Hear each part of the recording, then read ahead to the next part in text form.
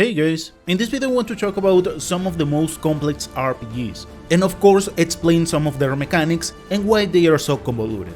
Consider this as a first part because I originally wanted to talk about 10 of them, but once I saw the freaking time it took me to allocate the entries, nope, bad idea. Beware that I'll keep some of these explanations relatively short. Some games have so many details that it can be overwhelming. As for the second part, most likely I will release it in the next week. Without further ado, and no particular order, let's begin. In my book, EVE Online is probably the most convoluted RPG out there, and it is considered as one of the hardest games to get into, because it has lots and lots of small details. But let's jump into them. In EVE Online you can create your character however you like. The only thing that affects is just the beginning ships and some standings, but if you wanna train other factions, you are free to do it. So the most important thing to understand is, what do you wanna do? Because this game is like a second life. Now let's say that you wanna play PvE. There are 4 main empires where you can choose your ships. Amar, which focuses in heavy armor, capacitors, lasers and drones.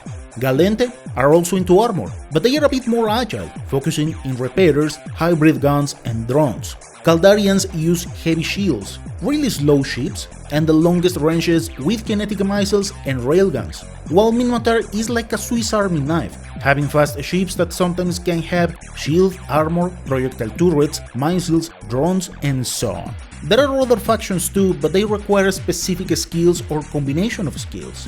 Now, it is important to choose your ship correctly, because the worst you can do is doing PvE activities in a scout ship. It is easy to identify them as they have weapon or tank bonuses. So once we open the fitting of our ships, they have high, mid and low powered slots, where you can allocate different modules. High powered slots are for turrets, missiles, some links if you're flying on fleets, remote repairers and stuff like that.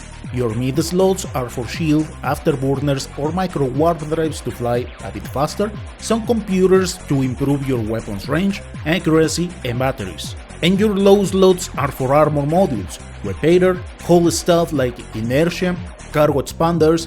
Here you can also allocate damage modules for turrets, missiles and drones. That is the super basic stuff. As for the fitting, well, there are some rules of thumb. You can do whatever you want. Passive tanking, active tanking, going for pure damage, etc. And all of them require specific modules or way to build a ship. So just for the record, you need skill points for modules, turrets, ships and so on. But let me use a Minmatar battleship as example. The Typhoon is one of the most flexible battleships in the game, because you can throw some mambo jumbo and it works. So the first thing to consider is the kind of damage. The Typhoon is able to use torpedoes, heavy and cruise missiles. Then let's check its attributes. Each ship has a different amount of shield, armor and structure HP. The same with the capacitor and its regeneration, which uses some basic equations, but I am not going to explain them. And then have other peculiar stats like the speed in which we can target the stuff, how big the ship is, its weight, inertia, drone stuff, etc. While this is the same ship, here you can see completely different ideas. One is a passive shield, the second is an active shield, and the third an active armor. All of them have different stats and need to be managed in a different way. But also we need to think into the kind of ammunition we are using, as missiles have different values that affect their performance. Big missiles need help to apply damage, while small missiles apply relatively well. So it is important to check which kind of ship we are going to face, as the explosion radius and velocity take an important role here, the same as the flight time and speed. This can be extrapolated to every turret, but they work a bit different, having tracking, optimal range and fall-off, activation costs, rate of fire and so on. But let's cut it here, because this is just the very tip of the iceberg, as we can jump into industry, the ways we can get ore, moon materials, planet materials, reactions, the ways in which we can fly our ships, how to prioritize enemies in PvE, PvP, the places in which we wanna live, security status, how to transport the stuff without getting ganked, the way in which PvP ships can be assembled, as they are way different compared with PvE variants, how to use the directional scanner in the right way, and the list could go on and on. The difference between a good pilot and a Press F1 pilot lies in understanding all these things.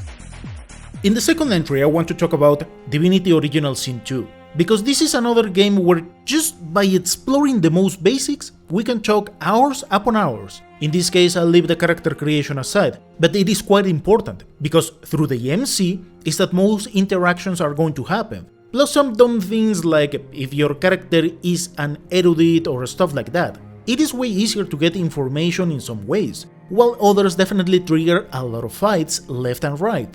But aside from that, where it becomes complex as heck is when we jump into the battles, because this is like your wacky D&D adventure. Now, every enemy on the field has physical and magical armor, so to speak, and under normal circumstances you cannot reduce the HP of the enemy until you break one of them, or through pierce attacks, but every action requires AP, or action points, which dictates where you can move or the kind of action you can do. While in theory easy, oftentimes the environment will play a huge role while beating enemies, as we can find lots of different barrels, clouds, water puddles, oil, fire, and so on, all of them with different interactions where, for example, you can use fire on oil or poison puddles and explode the heck out of the enemy.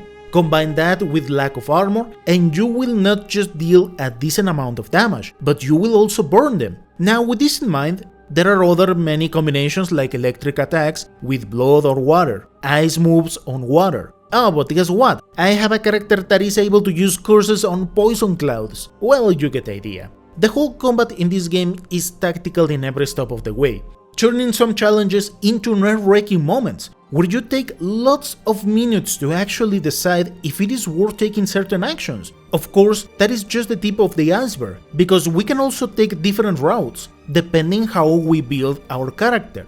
Needless to say that some combinations of items make no real sense, like soap and a key, but that just shows how far this game is able to reach. So you can enjoy hours upon hours and still mess up in the most basic things. Let's follow with the infinite space. Now this is a hidden gem which oftentimes is overlooked, and while I recommend to play it for its story and story alone, we cannot deny that it has really complex mechanics to understand. There are some fatigue elements which hinder a bit the experience, so the best you can do is just assign your characters to the right chores. Now I mention this because oftentimes along the journey you will have to move back and forth several times, so it is important to keep the crew as fresh as possible. You can accomplish this by placing some modules like sick bays, mess holes, and stuff like that, modules that are acquired by exploring the space and of course gathering money. It is important where you assign your crew members, because if you randomly do it, that is going to be the result you are going to get. However, you can't get the best allies unless you reach some points in the story or if your fame level is not high enough. I also recommend to check a guide, because to progress you need to visit certain places in order and with the specific crew members. I know that is gimmicky as heck, but it is part of the whole deal here. While in combat there are multiple icons that we need to pay attention to. The actions in these games are all about pressing some commands like attack, dodge, and stuff like that, but when is the right moment to do that? At first we could say that you need proficient crew members on the bridge, as well as modules to increase the gauge speed, otherwise you are going to take a lot of time to fill the command gauge. This can lead into plenty of game overs because the enemies can keep attacking and attacking. But let's say that you filled your gauge and you want to attack, then you need to consider the kind of weapon you have at hand and the range in which you can deal the damage. So if they are red, you will not be able to deal damage. The range is managed on the top of the screen, with that green line, so ideally you want to have all your weapons on blue, otherwise it may feel like you are barely doing something. There are also some other colors on the enemy's ships that you need to consider. If they are green or yellow, it means they need a bit more of time to fill their attacks, but once they get the red, they can execute different actions. This is where a rock, paper, scissors comes into play. For example, if you dodge the attack while the enemy is trying to land a barrage, you will successfully do it. On the other hand, if the enemy attacks in a normal way and you dodge, you will receive double damage. In a summarized way, these are the basic mechanics in this video game. Let's follow with Monster Menu. While I don't precisely recommend this game, it is undeniable that it is so complex on some ideas that it actually tests your patience. Everything starts with the difficulty setting, because every little thing here has an effect, so what I can share is my experience in normal difficulty. Once you chose your fate, the character creation is rather interesting, because every class has a specific kind of weapons they can use, skills and magics that are going to be unlocked as you progress. and different attributes that affect the character. Now, the most important thing here is, don't think that just because some things look kinda useless, they are useless. This is a tactical chess survival roguelike RPG where testing oftentimes rewards you. On that same line, just because a character has 2 points of attack and 9 of magic, it doesn't mean it is bad. There are other things like throw, which can do much more, but let's go step by step. First and foremost, you are going to die, so the main priority is to fix your stuff to cook, as they will help in the long run. So try to attack the enemies back, because otherwise most of the times they are going to wreck your team. While on the field, keep an eye on the calories and hydration of your units, because as time passes, they will start to go down, which also impacts the stats of your characters, and they can die because of that, as doing actions start to consume HP, and good chunks of it. This turns every floor into its own experience, because you need to plan your meals, eating the most gross stuff at first, then eat the stuff that increases happiness. But before reaching that, every tool that you can fix opens more options to cook, and in other words, way to buff your characters, or prepare weapons in another way. On that front, experimentation is key, as you can transform enemies by throwing food, like this steamed egg, which transforms the enemy on mimics. That way you can get a really good equipment, which is going to do more for you than levels alone. On that front, you can also use rotten things to greatly debuff the enemies, as they have minus 30% happiness. So if you're having issues in fights, just turn them miserable as heck by feeding them that kind of things. Unfortunately, I didn't record some of the hardest levels, but things like food start to become quite scarce in the second half. That is when dismantling equipment can save your life, because sometimes they are combinations of sticks and straws, that combined with some bugs can feed your characters for a while.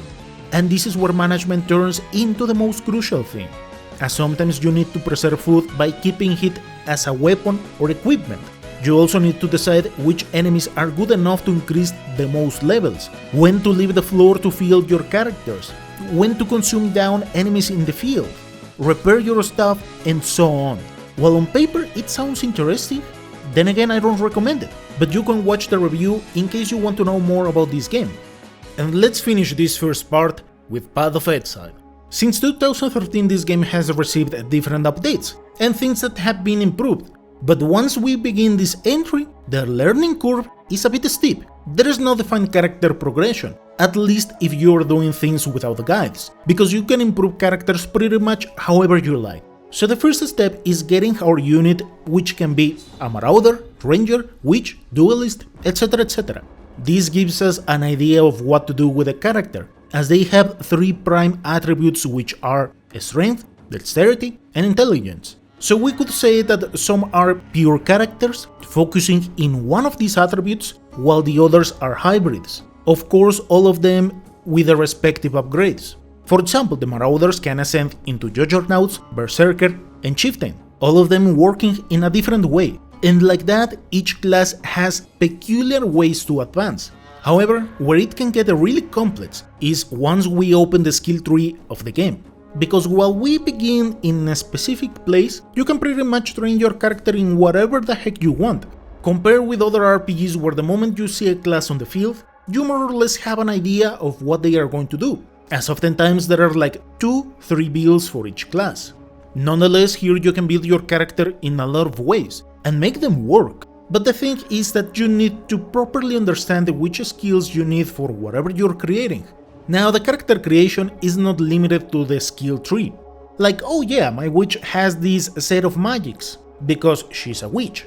But nope, it doesn't work like that, because we need to acquire runes, so they can be equipped to get some effects, skills, magics, and so on. Of course, some of those runes have restrictions, like strength, intelligence, and dexterity, but it can be as simple as increasing some levels and that's it. You have access to a new rune, or change your equipment to reach some attributes. And all of this combined with a non-orthodox economy, because unlike other games where you have gold and that's it, here you can change pretty much whatever. So maybe the eye you found helps you to get some stuff 5 hours later. The same with the spider that you thought was a bad idea to take. It of course gives another level of complexity, which is extraordinary. And even if you create a, let's say, a strong character, if you have no idea what you're doing, the game at any moment can beat the heck out of you. So yep, Path of Exile has a lot of details that need to be understood. And let's not jump into crafting, because that is a rabbit hole on its own. For this first part, I hope you found this video informative. Thank you so much for watching, and I'll see you next time.